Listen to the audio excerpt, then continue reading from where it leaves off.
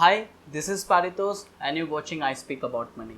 आज इस वीडियो में हम बात कर रहे हैं एक्सपेंस रेशो के बारे में and how expense ratio can impact your investment returns. तो सर, पहले एक्सपेंस रेशो समझने से पहले you need to understand how mutual fund company pay its expenses and how mutual fund company earns profit. तो sir, AMCs यानी mutual fund companies works in similar way जैसे as other companies works. They employ resources, hire करती है resources. उनके पास एक team है, fund management team. जो भी आप पूंजी लगाते हो उस पर्टिकुलर पैसे को मैनेज करने के लिए फंड मैनेजर का काम है, जिसके लिए वो सैलरी चार्ज करते हैं। उनके पास एक लीगल टीम है, एक एडमिनिस्ट्रेटिव टीम है, एक ऑपरेशनल टीम है। जो भी ऑपरेशनल वर्क होगा वो हैंडल करती है, उसके लिए उनके भी चार्जेस है, उनके भी एक्सपेंसेस है, उनकी भी सैलरी है। इसके अलावा सर, एडवर्टाइजिंग, जो भी स्कीम्स आप खरीद रहे हो म्यूचुअल फंड कंपनी उसको एडवर्टाइज भी करती है, प्रमोट भी करती है। मैगजीन्स पे आपने कमर्शियल्स देखे होंगे, उसका भी एक खर्चा है। इसके अलावा सर, जिस पर्टिकुलर प्लेटफॉर्म से आप ले रहे हो, यानी अगर किसी ब्रोकर से आप अपना म्यूचुअल फंड स्कीम खरीद रहे हो तो उस ब्रोकर को इंसेंटिव भी देना है, जिसको कमीशन बोलेंगे, कमीशन देना है। तो ये भी एक एक्सपेंसेस का पार्ट है। तो ये सारे एक्सपेंसेस को अगर कंसोलिडेट किया जाए तो ये एक खर्चा है, ये एक एक्सपेंसेस है, जो कि कौन पे करेगा? म्यूचुअल फंड इन्वेस्टर, यानी आप और हम जो एक इन्वेस्टर है, हमें ही अपने इन्वेस्टमेंट पूंजी से साल भर में सालाना इसका एक खर्चा देना पड़ेगा एएमसी को। अगर मैं इसको एक उदाहरण के तौर पे समझाऊं, इलस्ट्रेशन पे समझाऊं, तो मान लीजिए अगर आज मुझे 10,000 रुपये निवेश करने हैं। अब इस 10,000 रुपये पे मैंने ये पैसा निवेश करा किसी पर्टिकुलर म्यूचुअल फंड स्कीम में। वहाँ पे उस पर्टिकुलर फंड मैनेजर ने उस पर 10% रिटर्न्स कमाए, सालाना 10% रिटर्न्स कमाए, यानी उस 10%, 10,000 का हुआ 1,000। तो अब मैं आपसे पूछना चाहता हूँ, क्या आप अगर 1 साल के बाद रिडीम कर रहे हो तो क्या आपको फंड वैल्यू, जो टोटल फंड वैल्यू होगी, वो क्या 11,000 होगी? नहीं। क्यों? क्योंकि सर, इस 11,000 में जनरेट करने के लिए फंड मैनेजर के कुछ चार्जेस है, एएमसीज के कुछ एक्सपेंसेस है, आपके एडमिनिस्ट्रेटिव कॉस्ट है और बाकी खर्चे है। ये डिडक्ट होने के बाद, after deducting all of this expenses, आपको फंड वैल्यू मिलेगी। उदाहरण के तौर पे मान लीजिए कि सर, मान लीजिए 110 रुपये पूरे साल का खर्चा है जो एएमसी ने बियर करा, सारी कॉस्ट मिला के उस 10,000 रुपये पे 110 रुपये खर्चा करा।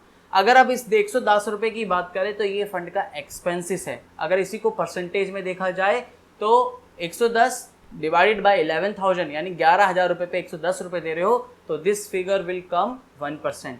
यानी आपका फंड को मैनेज करने के लिए जो एक्सपेंसेस लग रहे हैं, यानी इसका जो एक्सपेंस रेशो है वो है 1%। तो यानी 110 रुपये माइनस होने के बाद आपको टोटल फंड वैल्यू मिलेगी। अब यहाँ पे 2 चीज़ें समझना बहुत ज़रूरी है, जो लोगों को कन्फ्यूज़न है।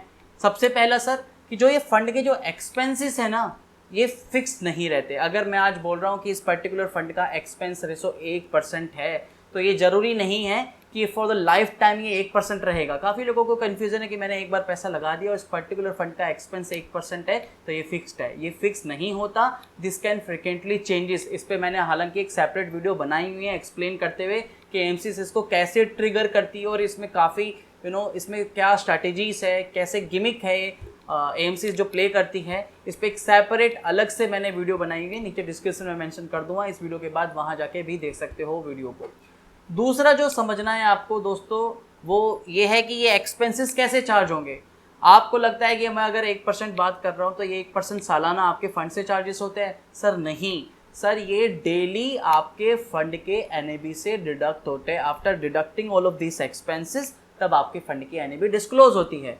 तो यानी मैं यहाँ पे अगर 1% की बात कर रहा हूँ तो इस 1% का मतलब है 1% अगर डिवाइडेड बाय 365 किया जाए तो जो भी डेली का जो एक्सपेंस होगा, निकला जाएगा, वो आपके फंड से, एनएबी से, आपके इन्वेस्टमेंट वैल्यू से डिडक्ट होने के बाद आपकी जो भी एनएबी डिस्क्लोज होगी वो एनएबी डिस्क्लोज होगी। उसके बेसिस पर आपको आपकी टोटल जो भी फंड वैल्यू होगी आफ्टर ये सारे एक्सपेंसेस डिडक्ट करने के बाद आपको एनएबी डिस्क्लोज होगी। तो सर, अब यहाँ पे हम एक्सपेंस रेशो की बात कर रहे हैं तो एक चीज़ का जिक्र करना बहुत ज़रूरी है और वो है कि रेगुलर प्लान और direct plan. Sir, regular plan और डायरेक्ट प्लान में डिफरेंस क्या है? रेगुलर प्लान और डायरेक्ट प्लान में कोई डिफरेंस नहीं है except one, and this one is expense ratio. Direct plans में एक्सपेंसेस कंपेरेटिवली कम होंगे फंड को मैनेज करने के लिए कंपेयर टू रेगुलर प्लान। ऐसा क्यों? क्योंकि सर जब हम रेगुलर प्लान्स की बात करते हैं, जो आप अपने बैंकर से फंड खरीद रहे हो, ब्रोकर से खरीद रहे हो, एजेंट से खरीद रहे हो, वहाँ पे उसका कमीशन इन्वॉल्व होता है, इसीलिए वहाँ के जो फंड के एक्सपेंसेस होंगे कंपेरेटिवली ज़्यादा होंगे अगर आप इसे डायरेक्ट प्लान से कंपेयर करें। अब मैं इस बात को रेगुलर प्लान और डायरेक्ट प्लान में क्या डिफरेंस है और ये कैसे आपके रिटर्न्स को हिट करेगा या अफेक्ट करेगा, इसको समझने के लिए एक रियल फंड का एक्सपीरियंस आपको देता हूं। आज मान लीजिए मैं बात करता हूं बिरला सन लाइफ टैक्स रिलीफ 96 फंड। इस फंड को सिर्फ, ये मेरा डिस्क्लेमर है, इस पर्टिकुलर फंड को मैं सिर्फ इलस्ट्रेशन में समझाने के लिए यूज़ कर रहा हूँ, कोई दूसरा मकसद नहीं है, ना मैं इसको सजेस्ट कर रहा हूँ, ना मैं इसको डीमीन करना चाहता हूँ। तो सर मैंने बिरला सन लाइफ टैक्स रिलीफ 96 फंड में अगर आज बात करें रेगुलर प्लान की, तो इस पर्टिकुलर फंड की जो एक्सपेंसेस है रेगुलर प्लान को मैनेज करने के लिए वो है 1.89। वहीं डायरेक्ट प्लान में इस पर्टिकुलर फंड को मैनेज करने के लिए है 0.91%। तो अगर मैं बात करता हूं कि सर आप अगर 1 लाख रुपए निवेश कर रहे हो इस पर्टिकुलर फंड में, हालांकि ये फंड बहुत पुराना फंड है इसलिए मैं इस एग्जांपल में इसको ले रहा हूं, तो अगर आप इस पर्टिकुलर फंड में 1 लाख रुपए निवेश करते हो तो उस 1 लाख रुपए की वैल्यू 25 साल के बाद, मैं मान लीजिए लॉन्ग टर्म इन्वेस्टर हूं, तो 25 साल के बाद उसकी जो वैल्यू होगी वो होगी 10,55,073 रुपीज़ इन रेगुलर प्लान्स। वहीं अगर इसके डायरेक्ट प्लान्स की बात करें तो इसी पर्टिकुलर फंड की सब कुछ सेम है, सिर्फ एक्सपेंसेस का डिफरेंस है, क्योंकि वहाँ पर आपका कमीशन इन्वॉल्व है रेगुलर प्लान्स में, जो आप अपने बैंक से ले रहे हो, जो बैंक आपको सजेस्ट कर रहा है। वहाँ पर आपकी अगर डायरेक्ट प्लान्स की बात करें तो इसी फंड की, इसी 1 लाख रुपए की वैल्यू होगी 13,52,684 रुपीज़, यानी आपके 1 लाख रुपए की बदले में you are paying 2.97 lakh rupees ऐसा कमीशन इन 25 ईयर्स, यानी लगभग आपके पूरे फंड कॉर्पस का 22%। चलो ये तो लमसम की बात है, बात करते हैं एसआईपी की। आप बोलोगे कि सर 5,000 रुपये महीने की एसआईपी कर रहा हूँ, क्या फ़र्क पड़ेगा, कितना कमीशन मैं दूंगा, मुझे सजेस्ट भी तो कर रहा है, मेरी हेल्प भी तो कर रहा है, तो let me show you some facts. तो सर अगर इसी फंड में 5,000 रुपये महीने की आपकी एसआईपी चल रही है, तो सर इस 5,000 रुपये महीने की एसआईपी में 25 साल में आपके पास जो फंड कॉर्पस होगा रेगुलर प्लान्स में वो होगा 63,71,204। बट वहीं डायरेक्ट प्लान में इसी स्कीम में यहाँ पे तो फिर भी I am taking a consistent figure, consistent expense ratio जो कि फिक्स नहीं है, तो वहाँ पर होगा 0.91% डायरेक्ट प्लान्स में। वहाँ पे you will get the fund value 75,96,378 rupees, यानी लगभग 12,25,175, यानी आपके पूरे फंड कॉर्पस का 16% पैसा ऐसा पॉकेट मनी आप अपने ब्रोकर को ऐसा कमीशन दे देते हो, यानी 18 लाख रुपए आप लगा रहे हो और 12 लाख रुपए 12,25,000 रुपये आप कमीशन डिस्ट्रीब्यूट कर रहे हो। खैर आगे बढ़ने से पहले और एक फैक्ट और रखने के लिए जो काफ़ी इंटरेस्टिंग फैक्ट है और आपको समझ आना चाहिए, जानना चाहिए। पहले मैं आपको एक बात बता दूं दोस्तों कि यहाँ पे मैं एक डिटेल डिस्क्लोज कर रहा हूँ, हालांकि ये प्राइवेटली कॉन्फिडेंशियल डेटा है और ये सर्कुलेट डोमेन में नहीं मिलेगा, पब्लिक डोमेन में नहीं मिलेगा, लेकिन ये कहीं ना कहीं से डिटेल्स मुझे मिली है जो मैं आपको स्क्रीन पे दिखा रहा हूँ अभी। लेकिन यहाँ पे मैंने फंड्स के नाम छुपा दिए क्योंकि मैं उस पर्टिकुलर फंड, उस एएमसी को किसी तरीके से नुकसान नहीं पहुँचाना चाहता, आप उसको गलत ना समझे। This is the game of business, तो आपको समझ में आना चाहिए।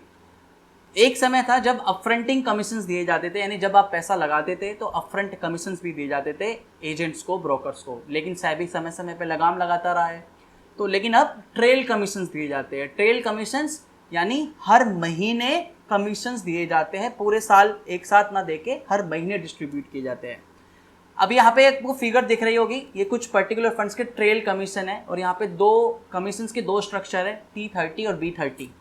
कमीशंस में T30 और B30 क्या है सर? जब अगर आप अपनी म्यूचुअल फंड स्कीम, यानी आप ऐसा एजेंट, आप ब्रोकर, ऐसा बैंकर, आप टॉप 30 सिटीज़ में डिस्ट्रीब्यूट करते हो, प्रोडक्ट रिकमेंड करते हो, वो म्यूचुअल फंड खरीदते हैं, तो आपको कमीशंस थोड़ा अलग होगा। लेकिन if you are selling these schemes in non metro cities, जहाँ पे सेबी बोलते हैं कि वहाँ प्रमोट करो आप नॉन मेट्रो सिटीज़ में, गाँव में, छोटे शहरों में, तो वहाँ पे AMCs distribute extra commissions. Y?